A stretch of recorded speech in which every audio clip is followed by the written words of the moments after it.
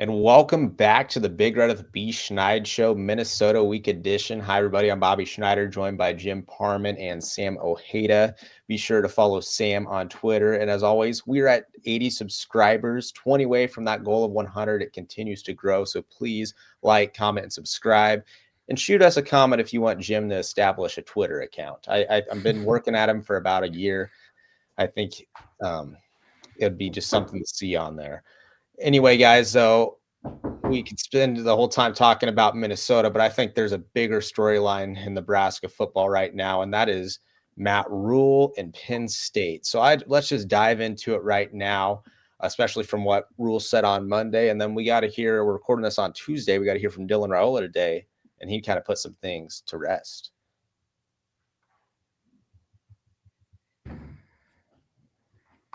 Well, I don't know that he put it to rest. I mean, he tried to confirm that he's been told that Matt's not leaving, but you know how that can change from.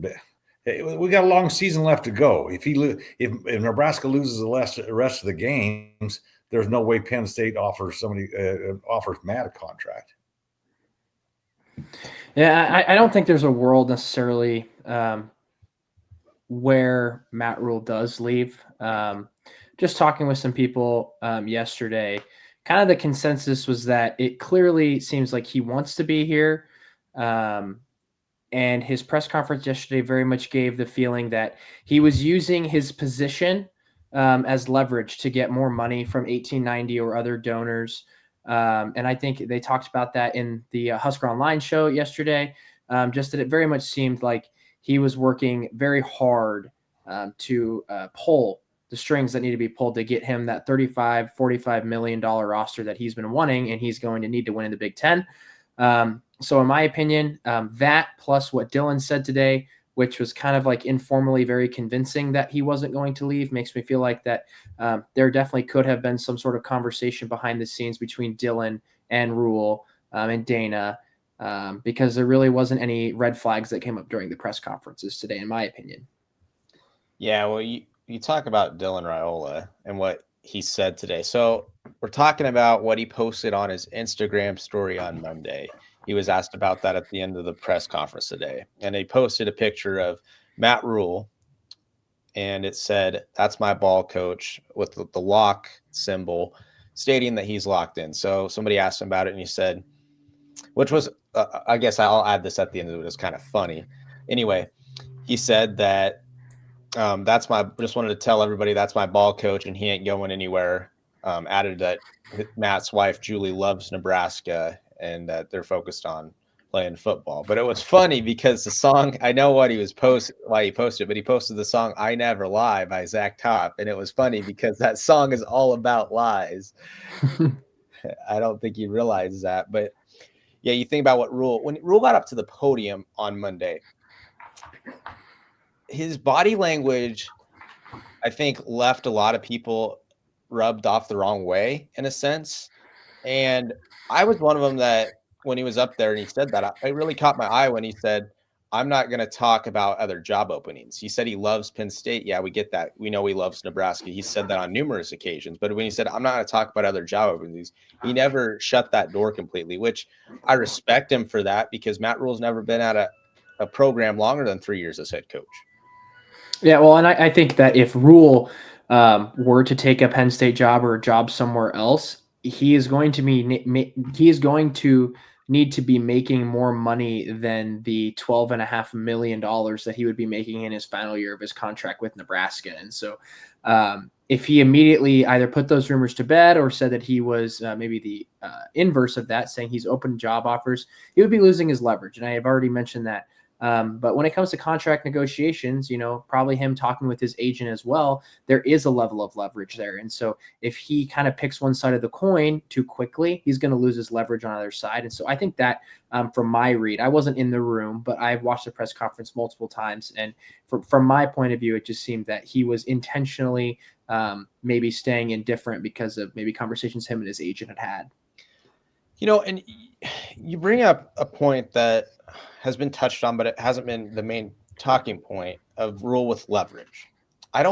He was saying in an era where teams are paying $30 to $40 million for their football rosters, He said that ain't really the Nebraska way, but he wants that to be Nebraska's way nowadays to compete with the top dogs. And maybe he's using that type of stuff for an NIL collective with revenue sharing and all that to create more leverage for Nebraska in the future. Because you also got to point out Penn State's 5-star running back commit. His name's going blank on me right now. But anyway, he decommits from Penn State. Nebraska offers him. They also have now a receiver that was committed to Penn State that's coming on a visit to Lincoln, I believe, for the Northwestern game. So overall, we don't know. It's going to be a roller coaster ride, in my opinion, no matter what. Nobody's going to know. If Matt Rhule went up to the podium after Nebraska or tomorrow when he speaks and he says, yeah, I'm totally sticking at Nebraska. There's no chance I leave. Well, that can still happen. We all know what Lincoln Riley said. I mean, he said, I will not be the head coach at LSU. And then the next morning he's on a plane to Los Angeles to be the next head coach at Southern Cal. But Jim, I kind of have a question for you. And we've talked about this off the air before. Can you tell us about the whole Tom Osborne, Colorado thing? Because that's the only other time I can recall, without being alive or anything, that a current Nebraska head coach was maybe looking at taking another coaching position, because all the other ones have been, they got fired. Yeah. For head coaches, when Osborne was under a lot of pressure, and that was he went through a period there he couldn't beat Oklahoma, and I mean there was a lot of razzing, there was a lot of negativity surrounding Dr. Tom's job, and Colorado came looking to be competitive, and that was before they hired Bill McCartney. If I thought really hard about taking the job, I do know that. So, what else? Yeah, well, I mean, they lost. I thought they lost Monty Kiffin to another hire, but stuff like that happened. Mm-hmm.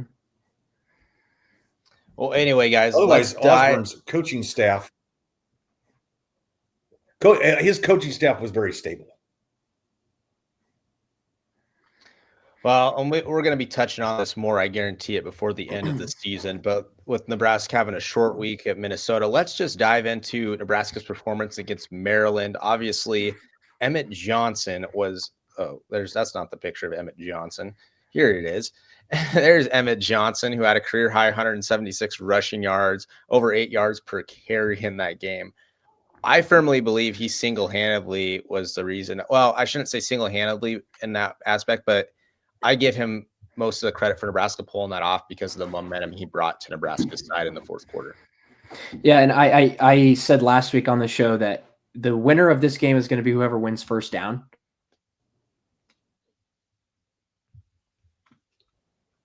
Down. I mean, if you look at the two first plays of the game, one is like a 9-yard rush, right? Or a 15-yard rush. And then the play after that is like a 9-yard rush. And so Emmett Johnson came out the gates ready to establish the first down. And I think you're exactly right. I mean, you had to bail out 3 interceptions somehow. And Emmett Johnson was the steady shoulder for us to lean on. Yeah, anything to add, Jim, on that? My connection. My connection's not too good, so if I go vacant or just quiet on you guys, it's not because I'm incoherent. It's because I can't hear what you're saying. Oh, we're just over here talking about Emmett. Go ahead.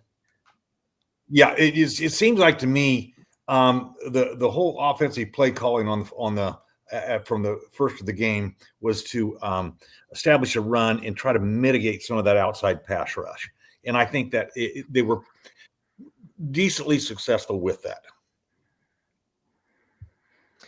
Yeah, no, I mean, Emmett Johnson currently is Nebraska's do-it-all everything, and I'd say right now he's actually exceeding expectations of what we had going into the season. We were expecting him to have some yards, but at the same time, we had never seen Emmett Johnson fully be RB1 for a full season, and now he's on pace to.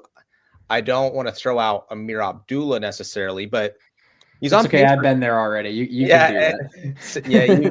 Sam's thrown it out there and gotten some backfire on there, but he's on pace for 1,300 yards, and now he's breaking off the long runs. I mean, that 50-yard run he had in the fourth quarter was incredible. And I want to add something to this.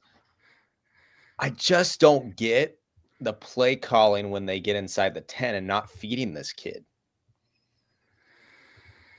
Yeah, if I was going to compare him to any of the backs that I remember, rather than Amir Abdullah, he almost runs more like, as he did this last week, he runs more like a Roy Halou. Yeah, I was really young when Halou was playing, but that was kind of when I was starting to really understand how football worked. And I just remember thinking that Halou was super flashy. You know, he had the ability to run downhill. He had the ability to break tackles, but he knew how to move. And I think about Emmett Johnson. The one thing that sticks out to me, it was early in the game last weekend when he had that play where he cut right, cut back left, and then back right to go to the outside to just kind of let the edges set and to let the blocks the offensive line find their blockers. And that very much gave me a reminder of what I had seen when I was young watching Roy Halou Jr. And I'm not saying he's going to go pull off a Roy Halou Jr. Missouri game like he did way back when, but it is a very similar vibe. And so, Jim, I would definitely agree with you on that. Well, he's got extra motivation heading down to Minnesota this week. He grew up in Minnesota, wasn't offered a scholarship by the Gophers. So I'm really interested to see how this unfolds. You know, today when he was talking to us, he said that he does have a chip on his shoulder, but he's just going to be focused on the game at the same time. Anyway, guys, I do want to talk about another Husker right now that has just been playing out of his mind, and that's Nyziah Hunter. Now, we were expecting Dan Key to be solid, and he's been solid, but Nyziah Hunter is exceeding expectations as well. Another career high for him, 125 receiving yards. Right now he's Nebraska's number one target. Yeah, it's very fun. It's kind of ironic because Nyziah Hunter's two big plays have come off of screen passes, which is so funny to me because just 3 years ago, if Nebraska called a screen pass, every single fan in the stadium was booing. And now our explosive plays are coming from the screen pass. And clearly, Hunter's speed is game changing. And not to mention, Emmett Johnson being able to run not just on the outside, but also up the middle has opened up a lot of this. I know we've moved on from Emmett, but the reason this is happening is because they can't just focus on playing Hunter and Key, right? They have to worry about running up the middle. And so it's causing the linebackers maybe to hold their position a little bit more, and which is opening those screen passes. But yeah, and Nyziah Hunter clearly – I was very high on him coming into the season. I think everyone thought that Dane Key was going to be exceptional, and he has been great. I think the most underrated part about Key's game is his run blocking and his pass blocking as well. He's been fantastic. But Nyziah Hunter gives Nebraska that big play threat that not only have we been missing the past few years, but we were even missing early in the season. And so I think the fact that he's kind of establishing himself and playing up to his NIL value, which you now appreciate in today's times, I think it's something that's a sight for sore eyes and ironic based on past Husker football.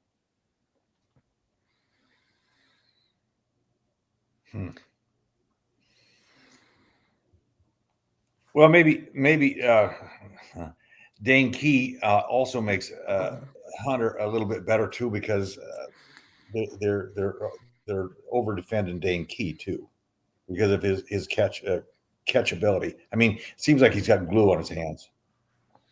Yeah, I mean, well, that catch he had was absolutely incredible, one-handed for the game winner. And we got to hear from Dane Key today, and he said that he doesn't really care about the touches he's getting necessarily. He cares more so about that he's on a 5-1 football team, and that's all he really cares about. And he's putting stuff on film that's gonna get him to the league. And I was impressed by that response. You know, normally you're gonna get that from a player. They're not gonna go up there and say, "Yeah, I want the ball more." But anyway, guys, I thought Nebraska's offensive line, and we touched on Emmett, and then we touched on his cutting and everything, and then even kind of receivers blocking. But the offensive line played well.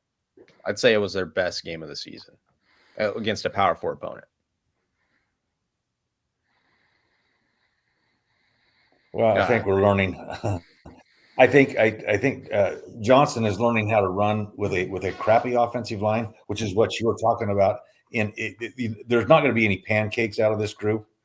At best, they tie somebody up and he runs around them. Yeah, but I think that's where we're also learning how. Yeah, as best they can, and we're doing the same on passing. With Dylan doesn't seem to be holding the ball near as long and finding open receivers a little bit faster.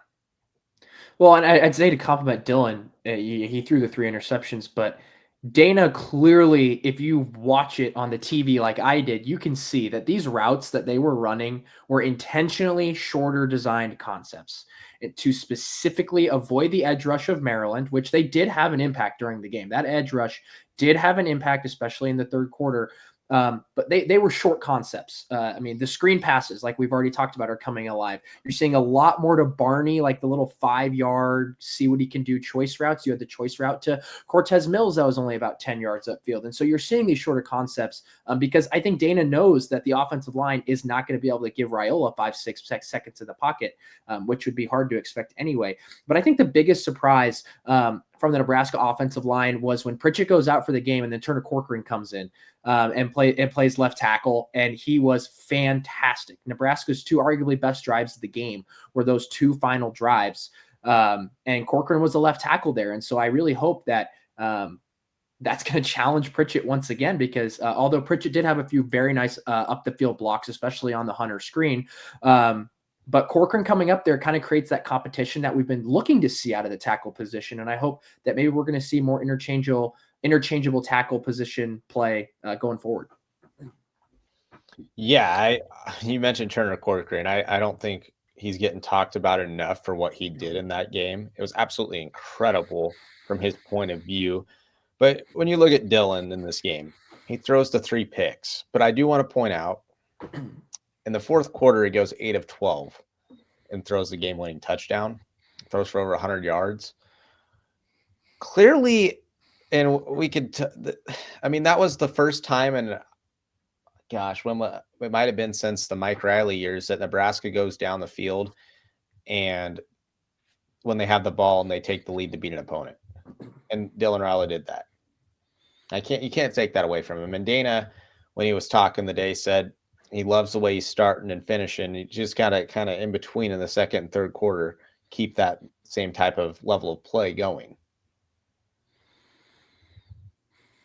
But I kind of faded out for a little bit there, but you were talking about Turner and him playing a little better. I mean, that's one of the oldest coaching tricks in the book, and that is to get you to play a little better, set your ass on the bench for a couple games. It's amazing what that does. Yeah, you're right. And I mean, when you compliment the offensive line to go along with Dylan, you kind of just have to look at that last drive. Like you said, Bobby, it's very rare in my memory that Nebraska wins games on offense. They normally lose them. And so seeing that, obviously the game finished on defense, the big plays were made on defense to end that game, but Nebraska's offense was the deciding factor in that game. And I think overall, what the Maryland game showed me, as well as the Michigan State game, and even going back to Michigan, that this is one of the gutsiest Nebraska teams I have seen. And I've been watching Nebraska football closely, remembering games since probably 2012, when I was 9 years old.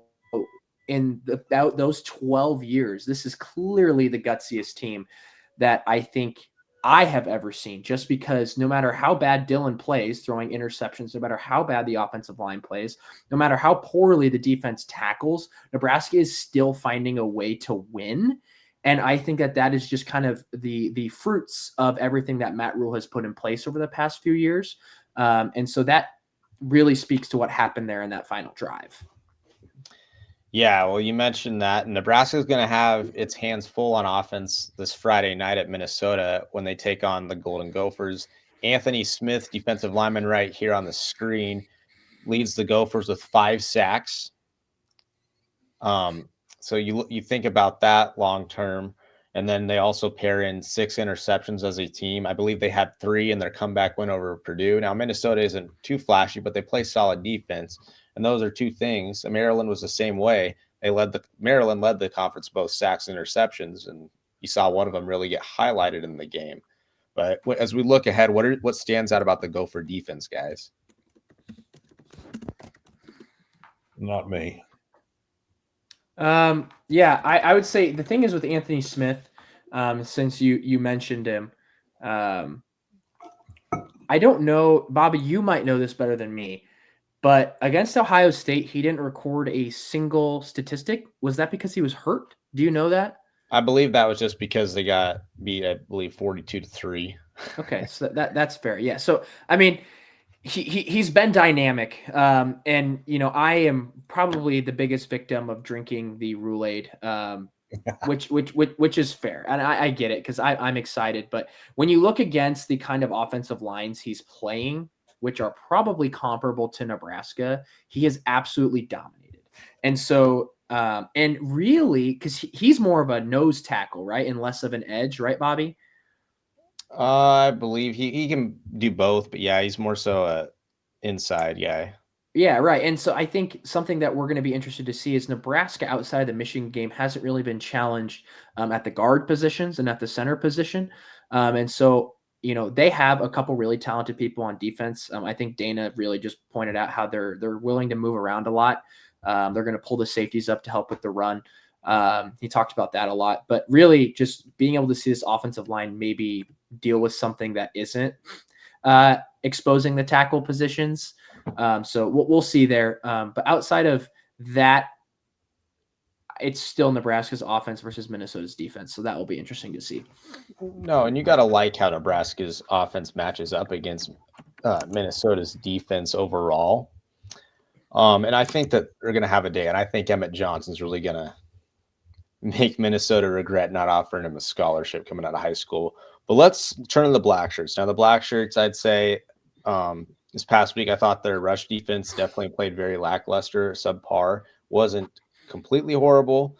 And then I thought the secondary, I mean, yeah, they did allow over 200, nearly 250 passing yards, but at the same time, they were playing Malik Washington.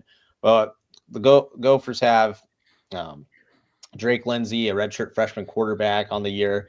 He has nearly 1,300 yards passing, 9 touchdowns, only 3 picks, completing 60% of his passes. So he's not nothing flashy, but he seems like a serviceable Big Ten quarterback to get them to a 4-2 record.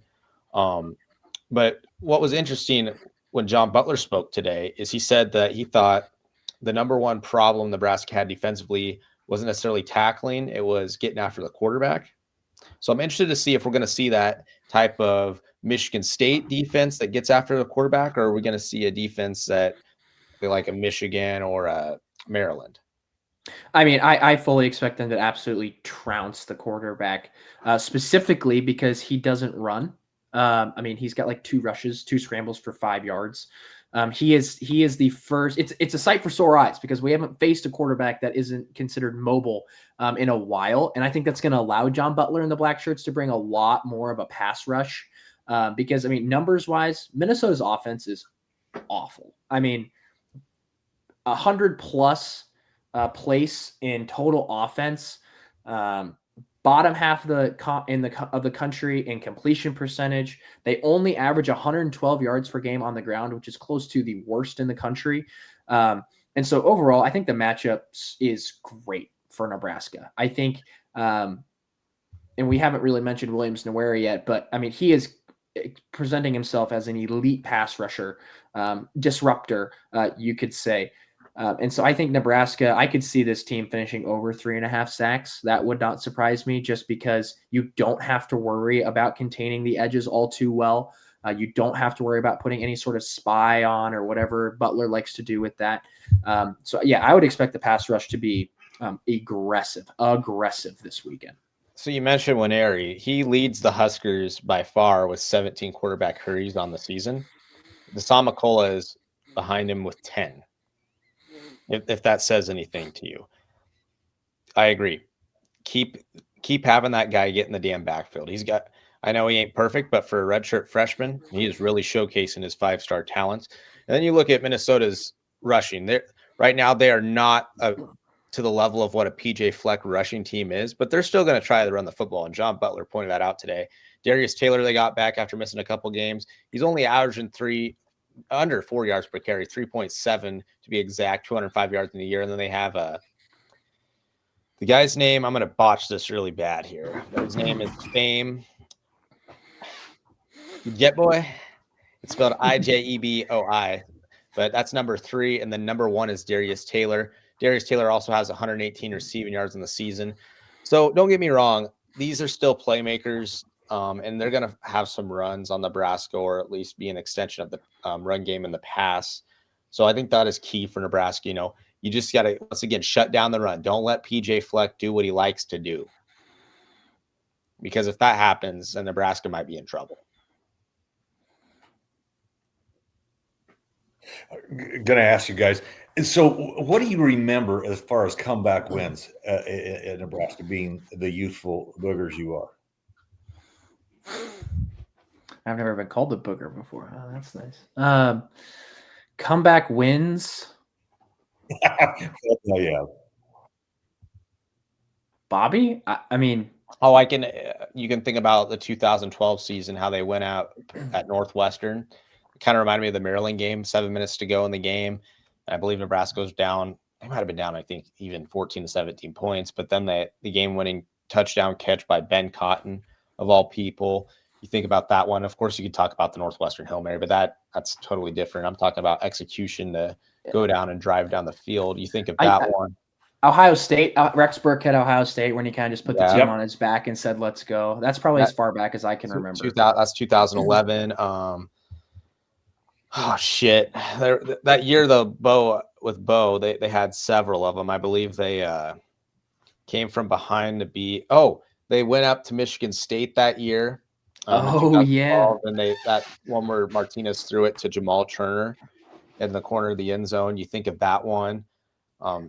So that's where I see the correlation. Like you said, 2012, there is definitely a connection there in the type of fight. And that's why I think that's the clutch fashion. I put that in my grade story I wrote after the game. I said, we have not seen this type of clutch ability in a football team since the Bo Pelini era. And they're finding a way. Is it pretty all the time? No. But you also look at all the parity in college football. I mean, I don't know if Jim's going to say something or if he's frozen. I think he is completely frozen. I got bad connection problems, guys. The CU game with the coach's kid as quarterback was another big one. Oh, that was 2009. That was when Henry kicked it and then Sue ran it back, right? Yes. But yeah, and Sue didn't run directly upfield. He tried to outrun him. I love it. Well, he went completely on mute. We got to fix this connection with him. But anyway, let's dive into predictions. It's that time. We're 3 days away from the game. Currently, Nebraska is an 8.5-point favorite. I believe the over-under, I had it pulled up. Right now, they have the over-under set at 46.5. I love how Nebraska matches up in this game. They're wearing all-white uniforms. A lot of people are going to hate that. Dylan wanted to wear them. He told Rhule. Rhule said they got to win this time. Don't go get your shit kicked, because they were 5-1 last year when they went to Indiana and were all white. I got Nebraska, though. I got Nebraska 42. Minnesota 24. Wow. I got Nebraska just rocks them. Yeah. So I was going to say, I think what this game is for Matt Rhule and how we can kind of define his tenure so far at Nebraska is how is he different from past teams, right? Past teams, PJ Fleck has somehow come in and won in games that don't make sense for them to win. I think this shows back-to-back road games. I think this is his chance, no matter how good you think Minnesota is this year. I think this is his chance to say this is a different team than the years past, where teams have been 4-2, 5-1 at this point. And I think Nebraska does it. This game on paper is perfect for Nebraska, near perfect. I've got Nebraska 37, Minnesota 10.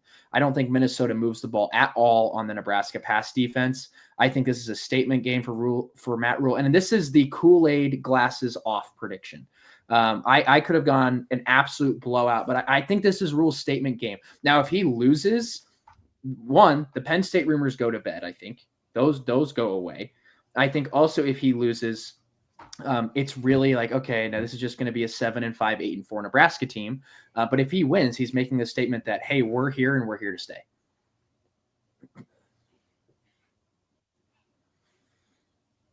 What you got, Jim?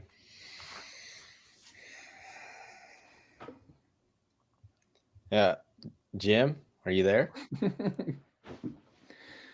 Oh, well, we might not get predictions from Jim. He is currently MIA. Oh, I see him blink. You got a I prediction? can kind of see you. Yeah. Can you give us a score prediction for the game? You guys asking for predictions? Yeah.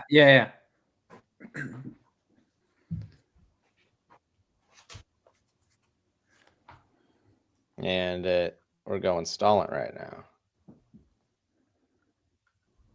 Well, anyway, Sam, let's dive into other games around the country and look at. There's some pretty big games in college football this week. I had a list of what I wanted to pick. Okay, Ole Miss versus Georgia. That's the game day game. I got the Rebels. Yeah, I'm taking the Rebels too. Lane Kiffin, this is his year. He's got his team. Give me the Rebels. Next one, we got Penn State versus Iowa. I just thought I'd throw it on there. Mm-hmm. I think I'm going to have a little bit of fun. I'm going to take Penn State over Iowa. Oh, really? Just to make it fun for the whole entire country? I don't know. I think Iowa's pretty good this year. Penn State's without Drew Aller. It is a dumpster fire. But we saw what happened to UCLA. UCLA loses Sherrell, and they are all of a sudden looking like a great team. So, yeah. Sorry to Deshaun Foster. Sorry, Deshaun Foster. Yeah, thank you. Yeah, I'll take the Nittany Lions too. That'll be a fun prediction for me. Here's one that I'll be watching pretty close. Penn State. USC and Notre Dame. Yeah. If USC wins this game, I'm going to be really scared for when Nebraska hosts them. But I'm going to take USC. I think they're legit. I think they are a legit playoff contender. They're young, but now their starting running back and backup running back are out. So that is huge for Notre Dame. But Jordan Maeva, great quarterback. Lincoln Riley, I think it's his kind of resurgence back to being a top-level coach. So give me the Trojans. Yeah, I'm taking Marcus Freeman in that one. We got the Mormon Showdown, Utah and BYU. Give me the Utes. Yeah, I'll take the Utes too. Give me the Utes. And Tennessee and Alabama is another one to watch. I got the Tide. The Tide have been looking well. Tennessee's been in some dog fights, edging them out lately. Give me the Tide. Yeah, Bama looks stronger than ever. Give me Bama. Another one coming off a loss, Michigan taking on Washington. Yeah, I have no idea. Honestly, this is a tough game because Michigan, they've shown times when they can be really good. So has Washington. Big noon kickoff in Ann Arbor. Give me the Wolverines. I want to stir it up a little bit. Because why not? Hell with it. Give me Washington. I think Washington pulls it off and proves that they might be a dark horse playoff team. Okay, all right, I hear you. Anyway, Jim, are you back here before we close it out? Can you give us a Nebraska-Minnesota prediction? I'm trying. What's your final score prediction for? Can you hear me? Yeah. What's your final score prediction for Nebraska and Minnesota? 34-17 red. Oh wow, we all got Nebraska covering big. Everybody's on the Nebraska side for this one. It's going to be interesting. This could turn into one of those games where it comes down to another field goal. I mean, it's still a PJ Fleck team, and they are 4-2. But yeah, like you said, when you look at how they match up with Nebraska, the Huskers, I think, kicked the shit out of them and beat Minnesota for the first time in 5 meetings. And who knows what ensues on Monday with more college football coaching carousel talk. Anyway, guys, Let us know what you think in the comments below of our predictions and what you guys have for your Well, finals. if you take away, Go ahead. He's done. Anyway, if you take away 17 points off turnovers, Nebraska won Maryland. See ya.